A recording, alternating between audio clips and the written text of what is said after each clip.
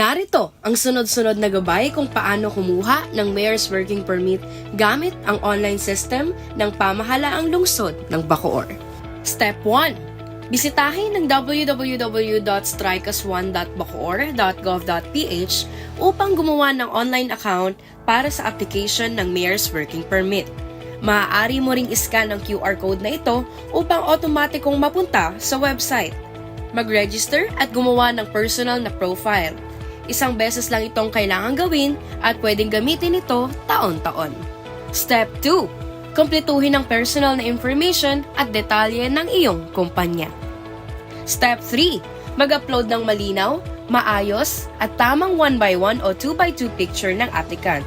Ito ang gagamitin sa iyong Working Permit ID at Health Permit ID. Step 4.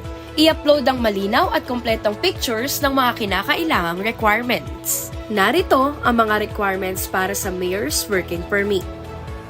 First-time job seeker certificate para sa mga first-time job seekers, barangay clearance, valid ID, NBI o police clearance, at community tax certificate o cedula. Step 5. Hintayin ang approval ng iyong application. Kung may kulang, makakatanggap ka ng email at kapag kumpleto naman, ito ay maaaprubahan at makakatanggap ka rin ng confirmation email.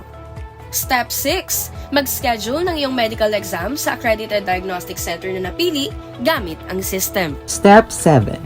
Magbayad online para sa work at health permit kasama ng medical exam. Maaari kang magbayad sa GCash, Maya, bank transfers, 7-Eleven, Palawan Express at LBC branches. Makakatanggap ka rin ng confirmation email pagkatapos nito. Step 8. Dumalo sa iyong nakaschedule na medical exam. I-upload ng diagnostic center ang iyong resulta sa system. Step 9. Susuriin ng City Health Office ang iyong medical results. Hintayin ang kanilang approval sa system. Step 10.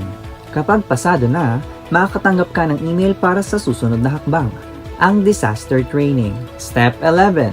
Para sa renewal, panoorin ang disaster training video. Sagutin ang 5 tanong mula sa training. Kailangan mo ng perfect score. Mayroon ka lamang hanggang 3 attempt. Para sa first-timers, dumalo sa personal na training sa BDRRMO tuwing 1:00 ng tanghali. Step 12. Kapag pasado ka na, i-download ang iyong mga certificates at i-print ayon sa instructions ng system. At yan ang proseso ng pagkuha ng Mayor's Working Permit online. Para sa tulong, makipag-ugnayan sa MIS e-Governance Department para sa inyong mga katanungan.